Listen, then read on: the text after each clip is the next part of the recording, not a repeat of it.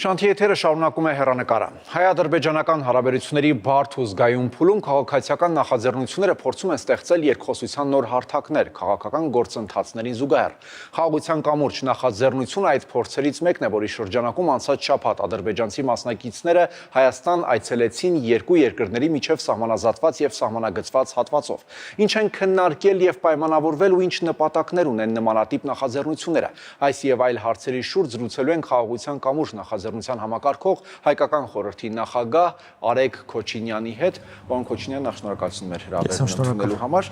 Նախ սկսենք ադրբեջանցիների հետ ձեր վերջին հանդիպումից, որն եք համարում այս հանդիպման գլխավոր ձեռքբերումը։ Տեսեք, ես չեմ կարծում, որ այս ֆորմատով հանդիպումներն ընդհանրապես կարելի է տեղավորել այդ կարճ հարցադրման մեջ, որն է ձեռքբերումը, ինչ արդյունք կա, որովհետև եթե մենք նայենք մեր գլխավոր նպատակը որն է, դա 30 տարի գոյություն ունեցած կոնֆլիկտի հետևանքների հետզհետե հաղթահարումն է։ Ուրեմն մեկ հանդիպամբ, երկու հանդիպմամբ, սա երրորդ հանդիպումն է, 3 հանդիպմամբ ինչ որ տենց կոնկրետ շոշափելի բաներ արձանագրել, մի քիչ այդ կատեգորիայի մասին չի այս հանդիպումները։ Այս հանդիպումները փոխադարձ վստահության ձևավորման մասին են, այս հանդիպումները աշխատանքային կապեր ձևավորելու մասին են, այս հանդիպումները նոր բովանդակություն հայ-ադրբեջանական հարաբերություններում ստեղծելու մասին են։ Սա մի շատ կարևոր բան կա, օրինակ ես լսում եմ քննադատության մեջ մեր պատմությունն եք ուզում ուրանաք, մեր ցավն եք ուզում մոռանաք, ընդ որում հետաքրքիր գիտեք որն է, որ դա եւ մեր իրականությունում են ասում, եւ այնտեղ են ասում։ Իսկ երկու կողմից էլ էս նախաձեռնող խմբին այդ մեղադրանքը կա։ Գերիներ ունենք այնտեղ։ Այո, մենք այստեղ իրանք ասում են, բա մեր այդքան օկուպացրեցին, մեզ այդքան ցավ պատճառեցին, դուք գնացել եք հետները խոսում եք։ Հիմա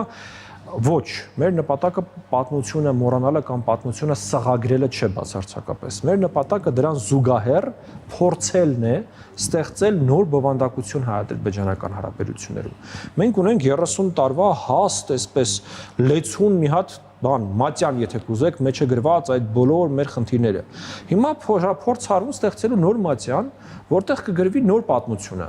որի մի մասն օրինակ այս բիզնես կապերը, որի մի մասն տնտեսական կապերը հայ-ադրբեջանական, որի մի մասն դելիմիտացիա դեմարկացիայի գործընթացը, որի մի մասն խաղաղության համաձայնագիրը, որ արդեն համաձայնեցված է եւ տեքստը կա, որի մի մասն ուրեմն այ հենց մեր նախաձեռնությունը եւ դրանից այսպես ծնվող տարբեր ուրեմն շարավիղները։ Սա է նպատակը։ Այսինքն եթե դուք հարցնեք որն է կոնկրետ ձեռքբերումը, ես կարող եմ ասել այնա, որ հենց հանդիպումը տեղի անում եւ այդ հանդիպումները շարունակվում են։ Ոչ թե մենք մի անգամ հանդիպել ենք ու դա դարձել է, գիտեք, միանգամյա ինչ-որ նախաձեռնություն, այլ սա դարձել է այլևս ֆորմատ, որտեղ առանց երրորդ երկրների, առանց եվրոպացիների, առանց ամերիկացիների, առանց օտար երկրյա գրանտերի, առանց օտար երկրյա միջամտության, դատավորության եւ այլն, երկու երկրների քաղաքացիական հասարակությունը, փորձագետները, մեդիան հավաքում են եւ կարողանում են քաղաքակիրթ երկխոսություն ունենալ։ Այդ փոխադարձ վստահությունը ինչպես է ստեղծվում, հա, հատկապես այս դեպքում նստում եք, քննարկում եք ինչ-որ հարցեր եք բարձրացնում, դա ինչպես է տեղի ունենում։ Նախ սա իհարկե երրորդ հանդիպումն է խաղաղության կամուրջ նախաձեռնության, բայց եւ մի փոքր նախապատմություն է պետք տալ։ Ոնց է սա առաջացել ընդհանրապես։ Մենք տարիներ շարունակ հայ եւ ադրբեջանցի փորձագետները տարբեր եվրոպական երկրներում, Միացյալ Նահանգներում, ՄԱԿ-ի կողմից կազմակերպված տարբեր հարթակներում ունեցել ենք հանդիպումներ։ Քննարկել ենք, գաղափարներ ենք կիսվել, պետությունների ուրեմն տեսակետներն ենք փորձել բացատրել միմյանց եւ այլն։ Դա ստեղծել է որոշակի հարաբերություններ եւ ինչ որ պայից սկսած մենք ես էստեղ գործընկերս Բաքվում որոշեցինք մեր կառավարություններին մոտենանք եւ այսպիսի գաղափար առաջարկենք, որ այլևս հնարավոր է սա անել միմյանց տարածքում եւ միմյանց պետությունների աջակցությամբ։ Իսկ ոչ թե անենք երրորդ երկրում, երրորդի ուրեմն միջնորդությամբ, այլ անենք սեփական ներուժով։ Դա երկու մայրաքաղաքներում շատ դրական է անցալվել։ Սա 1-2 տարի առաջվա պատմության մասն է։ Այո, նույնիսկ 1 տարի առաջվա։ Առաջին հանդիպումը տեղի ունեցավ ըստեյության անցած տարվա հոկտեմբերին։ Հիմա երկու մայրաքաղաքներում սա շատ դրական ընկալում ունեցավ։ Կոնտակտ ստեղծվեց երկու մայրաքաղաքների միջև, շատ արագ սա կազմակերպվեց եւ 25 թվականի հոկտեմբերին այստեղ եկավ առաջին ադրբեջանական խումբը, նոյեմբերին մենք մեկնեցինք Բաքու, հիմա եկել է հաջորդ ադրբեջանական ավելի մեծ խումբը որտեղ առաջի փուլում 5-5 էինք, հիմա դարձանք 20-20 եւ մոտ ապագան կլինի նաեւ մեր պատասխան այս Ադրբեջանը։ Այ հետաքրքիր է, ինչ դեր եք տեսնում քաղաքացիական հասարակությանը տարածաշրջանային երկխոսության զարգացման գործում։ ընդհանրապես այս կոնֆլիկտաբանության եւ կոնֆլիկտների լուծման տեսությունների մեջ կա այսպիսի հասկացություն track 1 կամ առաջին բանակցային գիծ, որը պաշտոնական բանակցություններն են, դա դիվանագետներն են եւ այլն։ Կա track 2, որը որ դասական քաղաքացիական հասարակությունն է, կա track 3, որը որ ժողովրդական դիվանագիտությունն է, օրինակ սահմանին որ պատկասեք շուկա են ստեղծում հայերն ու ադրբեջանցիները սկսում են իրատարություն, դա էլ track 3-ն է։ Հիմա այս ֆորմատը, որի մասին մենք խոսում ենք, երկու երկրների կողմից հղում է արվել սրան, Ադրբեջանի կողմից Հիկմետ Հաջիևի կողմից, մեր կողմից Արմեն Գրիգորյանի կողմից, որպես track 1.5, այսինքն այդ պաշտոնական բանակցությունների եւ քաղաքացիական հասարակության մեջտեղում ինչ-որ բան, որտեղ մի կողմից մենք ըստ էության պետական աջակցություն ենք ստանում եւ պետության օրհնությունն ենք ստանում այս ամեն ինչը իրականացնելու, մյուս կողմից մենք ամեն դեպքում պետական պաշտոնյաներ չենք, մենք քաղաքացիական հասարակության ներկայացուցիչներ ենք կամ փորձագետներ ենք։ Բայց ներկայացնում եք պետության տեսակետն այդտեղ։ Ոչ, մենք պետության տեսակետը բնականաբար չենք ներկայացնում, մենք ներկայացնում ենք մեր տեսակետը, բայց մենք անընդհատ գտնում ենք խորհրդատվական, ուրեմն քննարկումների մեջ պետական մարմինների հետ, պետական կառույցների հետ, մեր կարծիքն ենք ներկայացնում, լուծումներ ենք փորձում գտնել, լուծումներ ենք առաջարկում, միասին մտագրողներ ենք անում, հիմա որն է դերը։ Ես կարծում եմ, այստեղ 3 բաղադրիչ կա։ Մեկը նաև որ շատ հաճախ բանակցային գործընթացում նոր գաղափարները չեն մտնում միմյանց տրամադրություններից այսպես անհանգիստ լինելով կամ միմյանց դիրքորոշումներից անհանգիստ լինելով եւ սա շատ լավ փորձնական դաշտ է լինում նոր գաղափարներ, նոր մոտեցումներ, նոր մտքեր քննարկելու համար մենք իրար կարծիքներն ենք հարցնում, դա քննարկում ենք մայրաքաղաքների, այսինքն թե կուզեք սա ինչ-որ փորձնական դաշտ նոր գաղափարների համար, սա մեկ։ Երկրորդը, գիտեք, խաղաղությունը չի կառուցվում միայն վերևից ներքև հրամաններով, այսպես ցուցումներով եւ այլն։ Դրա համար պետք են մարդիկ, դրա համար պետք են հաղորդակցություններ, դրա համար պետք են կապեր եւ սա այդ ներքևից վերև տանող գործընթացի մի բաղկացուցիչ մասն է։ Սա երկրորդ գլխարկն է կոպիտ ասած, հա, այս գործընթացի։ Եվ վերջապես երրորդ այսպես գլխարկը դա էմոցիաներից զատ զուտ մասնագիտական համատեղ վերլուծություններն են քաղաքագիտական բնույթի, չգիտեմ, սահմանագծման, սահմանազատման, քարտեզների հետ աշխատանքի բնույթի, որտեղ եզակի հարթակը, որտեղ երկու երկրների մասնագետները միասին կարող են աշխատել այս հարցերի շուրջ։ Ունենալով տարակարծություններ, բայց պահպանելով փոխադարձ քաղաքակիրթ մոտեցում եւ այլն։ Պարոն Քոչինյան, արդյոք հնարավոր է իրական հաշտեցում, եթե ընդհանուր դիտարկենք նաեւ ձեր հարթակից դուրս իրական հաշտեցում առանց անցյալի ցավոտ հարցերի լիարժեք քննարկման։ Նորից, ուրեմն խաղաղության տեսության մեջ կա երկու բավականին տարբերվող հասկացություններ, կա narrow peace կամ նեղ խաղաղություն եւ expanded peace, ընդարձակ խաղաղություն հասկացություններ։ Ես կարծում եմ, այս բանը մեզանում իրատեսական է խոսել narrow peace, այդ նեղ խաղաղություն հասկացության մասին։ Ինչ է նշանակում narrow peace։ Կնքվում է խաղաղության համաձայնագիր, գնում է սահմանազատման, սահմանագծման գործընթաց։ Սկսվում է որոշակի սկզբնական փուլում շատ նեղ տնտեսական ինտերակցիա երկու երկրների միջև, հաստատվում են դիվանագիտական հարաբերություններ։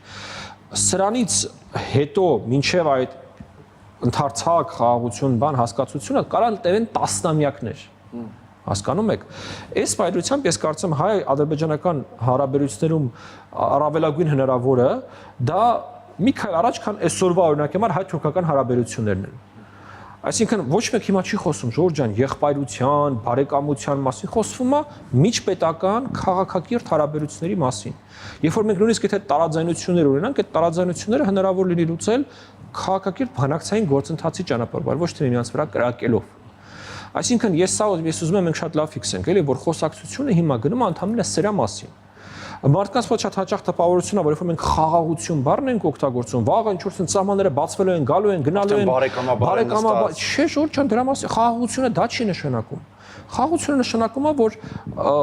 այս պայն նորից եմ կգնում այդ նեղ խաղաղությունը, նշանակում է, որ ընդհանրապես նորմալ միջպետական հարաբերություններ ձևավորվում են մեր երկրների միջև։ Պարոն Քոչինյան, դուք ասել եք, որ խաղաղության կամուրջ նախաձեռնության նպատակն է ձևավորել նաև խաղաղության օրակարգը սպասարկող նախագիծ, ինչի մասին ըստ էության նոր քիչ առաջ դա ակնարկեցիք, ինչպիսի նախագծերի մասին է խոսք, այսինքն ինչ նախագիծ կարող է լինել, որ սպասարկի այդ պաշտոնական այդ խաղաղությանը, այդ փաստաթղթի, որը մի շարք բաներ կա, որոնք մենք արդեն պայմանավորվել պայմանավորվել ենք միմյանց միջև եւ սկսել ենք իրագործել։ Մեկը այն է, որ երկու կողմերը այս հանդիպումներից զատ տնային աշխատանք են իրականացնում։ Մենք այստեղ իրանք այնտեղ հանդիպումներ ենք ունենում քաղաքացիական հասարակության հետ, հանդիպումներ ենք ունենում մասնագիտական, փորձագիտական շրջանակների հետ, մեդիա համայնքի հետ, պատրաստվում ենք ուրեմն համայնքներ այցելություններ իրականացնել, բոլոր մարզերի բոլոր համայնքները մենք մտադիր ենք այցելել։ Դա քարոզ չի, դա ըստ էության երկխոսություն է, մենք քաղաքական գործիչներ չենք, որպեսզի քարոզով զբաղվենք, շատ դեպքերում ասում են, չէ՞, ադրբեջանական քարոզ է արվում եւ այլն։ Քննադատություններից մեկը Հայաստանում ադրբեջանական քարոզ լինի, ինձ ծիծաղացնում են ուղղակի այդ մարդիկ։ Սա երկխոսություն է հասարակության ներսում, հասարակության ակտորների կողմից մեր ապագայի մասին եւ շատ կարեւոր է, որ նույն բանը տեղի անում այնտեղ։ Գիտեք, ես կարծում եմ, որ այն թնջուկը, որ ստեղծվել է այս խոսակցությունների շուրջ, ինքը ինչ-որ չափով փուչիկ է։ Ինքը մի շատ նեղ խումբ մարդկանց տեսակետն է այս հարցերի շուրջ, որոնք շատ խոսում են բարձրաձայն, բայց իմ կարծիքով Հայաստանի հասարակության բացարձակ մեծամասնությունը կողմ է խաղաղության գործընթացին։ Սա մի օրինակ է, համար ձեզ էլեմենտը բերեցի, այն ինչ որ մենք պայմանավորվել ենք։ Մյուսը մենք համատեղ հոդվածներ ենք սկսել գրել, մենք համատեղ հետազոտություններ ենք սկսել գրել։ Շուտով դրանցից առաջինները մենք կհրապարակենք։ Այսինքն այսպեսի տարաբնույթ պրոյեկտներ եւ հենց իրենք հանդիպումները, ինչպես նշեցի, հա, որոնք մենք կարծում ենք սպասարկում են խաղաղության օրակարգը։ Պատահական էր ընտրված Հայաստան գալու ճանապարհը, այսինքն ինչ ուղերձ ուներ այդ նախաձեռնությունը, ինչու որոշվեց մուտքն իրականացնել հենց այն հատվածից, որը ըստ էության միակն է Հայաստանի եւ Ադրբեջանի միջև, որ մինչ այս պահ սահմանազատվել եւ սահմանագծվել է։ Նախ ուզում ասել, որ սա օրինակներից մեկն է, երբ որ մեր հարթակում տեղի ունեցած քննարկումները իրանց ուղիղ ազդեցություն են ունենում, որտեղ այդ սահմանացման գաղափարը ծնվել էր հենց մեզանում։ Մենք էինք այդ առաջարկությունը բերել եւ Երևան եւ Բաքու, որ եկեք հաջորդ հանդիպումը անենք սահմանը անցնելով։ Եվ երկու եկներում սա ընդունվել էր որպես գաղափար։ Հիմա նախորդ անգամ դուք կհիշեք, սկզբից եղել էր ադրբեջանական ինքնաթիռով ադրբեջանական դելեգացիայի ուղիղ չվերթը Երևան, հետո եղել էր հայկական ինքնաթիռով մեր դելեգացիայի ուղիղ չվերթը Բաքու, այսինքն դա այն սիմվոլիկան էր, որը որ տասնամյակներ շարունակ հայկական ինքնաթիռ չէր հայտնվել Բաքվում, առավել եւս ուղիղ թռիչքի միջոցով, հա։ Դա մի փուլ էր, որը մենք անցանք։ Մտածեցինք հաջորդը ինչ կարա լինի, որ նույն այսպես էֆեկտը ունենա, սիմվոլիկան ունենա, եւ մտածեցինք, որ դա այո սահմանը անցնելն է, սահմանը որտեղով անցնենք, այնտեղով որտեղով որ սահմանը հստակ է, այնտեղով որտեղով որ երկու երկրները պայմանավորվել են, որ այդ սահմանը հստակ է, եւ դա սահմանազատված հատվածն է։ Երկու երկրները այդտեղ կազմակերպեցին ժամանակավոր անցակետ, ուրեմն ադրբեջանական դելեգացիան մուտք գործեց Հայաստան անցնելով բոլոր անհրաժեշտ գործընթացները։ Բնականաբար հանդիպեց ուրեմն անձնագրայինի աշխատողների մնացած մեր ծառայությունների կադրերը հրապարակվել է, մարդիկ կտեսնեն դա, այսինքն չգիտեմ այն բոլոր տեսությունները Հայաստանում թե ադրբեջանցիները գալու են, ոչ մեկ չի ստուգելու, մտնելու են, դրանք հոտս ցնդեցին, որտեղ փաստացի այդ կադրերը մարդիկ կարող են տեսնել, ոնց է գալիս հայ սահմանապահը իր անձնագիրը վերցնում է, ստուգում է, իդենտիֆիկացնում է, կնիքը դնում է։ Բայց արդյոք նույնը թրիփի դեպքում է լինելու, որտեղ թրիփի դեպքում կարծես մի փոքր այլ է։ Թրիփի դեպքում մի փոքր այլ է տեխնիկապես, որովհետև հայտարարված է հետևյալը, չէ՞ որ կա front office, back office, այսինքն կա այդ անմիջապես կոնտակտի մեջ գտնվող գրասենյակ եւ վերահսկողություն իրականացնող գրասենյակ։ Վերահսկողություն իրականացնող գրասենյակը լինելու են Հայաստանի Հանրապետության պատկան մարմինները եւ բոլոր որոշումները կայացնելու են այս պատկան մարմինները։ Front office-ի միակ գործը ըստ էության այդ անձնագիր այդ մարդուց վերցնել, պայմանական մասում պատտվել տալ հայ աշխատակցին, նա որոշումը կայացնելու է, ինքը հետա վերադարձնելու այդ անձնագիրը այդ աշխատակցին։ Եվ իմ կարծիքով սա լինելու է ժամանակավոր լուծում։ Որովհետև ինչ որ ժամանակ անցնելով մարդիկ հասկանալու են, որ այս մեջտեղի օղակը լրիվ ավելորդ օղակ է, մարդիկ կարողանում են հանգիստ դիայտեր շփվել, եթե պետք է լինում, եւ մենք դրանից ձերբազատվելու ենք։ Մանավանդ ես վստահում ամերիկացիների ուշքն չի գնում գալ մեր մեջտեղը ինչ որ մի հատ մարդ դրան էլ աշխատավարձ տալ, մարդ նստացնել, ով որ պետք է ստեղից անձնագիրը վերցնի տանդեղ, ընդեղից անձնագիրը հետ տա ստեղ, այդ մասով։ Բայց սա նույնից եմ ուզում կգնել, շատ կարևոր նախադեպ է, որ ցույց տալի, որ շատ նորմալ է ադրբեջանցիները գալիս են մեր մաքսավորները, մեր սահմանապահները իրանց ընդունում են, ստուգումը իր ամբողջ անհրաժեշտ գործընթացները իրականացնում են, անձնագրի մեջ եկնիքը դնում են, խնդրեմ մտնում են Հայաստան։ Հաջորդ օրն էլ մենք շաբաթ օրը աշխատեցինք, ներողություն, ուրբաթ օրը աշխատեցինք, շաբաթ օրը աշխատեցինք, շաբաթ օրը երեկոյան նույն ճանապարհով տարանք եւ ճանապարհեցինք։ Պարոն Քոչինյան, դուք ասացիք, որ զգում եք, որ ակնհայտ է, որ քաղաքացիները խաղաղություն են ուզում, բայց դուք զգում եք քաղաքական կամ հանրային դիմադրություն այսպիսի նախաձեռնությունների հանդեպ եւ ինչպես եք հաղթահարում այն։ Միանշանակ է, որ ես տեսնում եմ Հայաստանում կան շատ հստակ քաղաքական շրջանակներ, որոնք որ դեմ են այս օրակարգին եւ ոչ միայն այս օրակարգին, այլև ընդհանրապես խաղաղության օրակարգին։ Եվ ես ձեր եթերում էլ եմ մի անգամ ասել, դա մեծ աղմուկ էր բարձրացրել հայտարարությունից, բայց պատրաստ եմ կրկնել, ես կարծում եմ Հայաստանի քաղաքական դաշտում, սա շեշտում եմ մարդկանց մասին, քաղաքական գործերի մասին է խոսքը։ Այն մարդիկ, ովքեր դեմ են հայ-ադրբեջանական խաղաղության գործընթացին, կամ քաղաքական ապուշներ են, կամ օտարերկրյա գործակալներ են։ Այլ տարբերակ, թե ոնց կարա մարդ լինի Հայաստանում քաղաքական գործիչ եւ դեմ լինի խաղաղության գործընթացին, չկա։ Ինքը կամ քաղաքական ապուշ է, որը քաղաքական կատեգորիա, վիրավորանք չի, կամ օտարերկրյա գործակալը, որ դեմ է այս երկրի շահերին, ով սպասարկում է այլ երկրի շահեր։ Ասում են խաղաղությանը դեմ չենք, ուզում ենք արժանապատիվ խաղաղություն, այստեղ բառն ավելացնում։ Այդ ես կարծում եմ, որ այդ բառը կեղծ կատեգորիա է, ես չեմ կարծում, որ խաղաղությունը, որ հիմա ձևավորվում է, ինքը անարժանապատիվ խաղաղություն է, այլ բան, եթե դուք ասեք անարդար դրանց մեջ տարբերություն կա ընտրում։ Իսկ գիտեք, ես այսպեսի բան ասեմ, մարդկության պատմության խաղաղությունների բացարձակ մեծամասնությունը եղել են անարդար։ Եվ ընդհանրապես հասարակությունները պետքա շատ հաճախ են ստիպված եղել ընտրել արդարության ու խաղաղության միջև։ Ընդ որում եկեք ֆիքսենք sense բան։ Լինում է, որ խաղաղությանը հաջորդում է արդարություն։ Այդպես լինում է։ Բայց երբ որ դու քո արժև դրված երկու տարբերակներ ա, հա, կամ խաղաղություն կամ արդարություն, այ մենք հիմա ի՞նչն ենք ուզում որպես հասարակություն։ Արդարության մասին մեր պատկերացումների հետևից գնալով պայքարել են հանուն այդ արդարության իրականացման, ինչը նշանակում է նաև նոր պատերազմ, ընդ որում պատերազմ, որին մենք պատրաստ չենք։ Եթե ես հույս ունենայի, որ մենք այդ պատրաստին պատրաստ ենք, ես հենց պատրաստ կլինեի այդ խոսակցությանը գոնե մասնակցել։ Բայց ես տեսնում եմ, որ մենք պատրաստ չենք այդ պատերազմին։ Ինչի մասին են այդ մարդիկ խոսում։ Ինչ արդարության, ինչ արժանապատվության մասին են այդ մարդիկ խոսում։ Չի կարելի մանկամտությամբ փորձել երկիր առաջնորդել, մանկամիտ էմոցիոնալ կատեգորիաներով չի կարելի փորձել երկիր առաջնորդել։ Բանակցություններով հնարավոր է։ Ինչն է հնարավոր։ Այդ արժանապատիվ խաղաղության ասել հնարավոր է բանակցություններով Ալիևին ասել ոչ։ Մարդիկ եկան ասում են հնարավոր է բանակցություններով Ղարաբաղը հետ բերել։ Ուրեմն բանակցություններով հնարավոր չէ Ղարաբաղը պահել։ Երբ որ այդ Ղարաբաղը մերն էր եւ մեր զոհերը այդտեղ կանած էր, դա հնարավոր չեղավ այդ բանակցություններով, բայց այդ հետ բերել բանակցություններով հնարավոր է։ Այդ մարդիկ հույսի վաճառականներ են։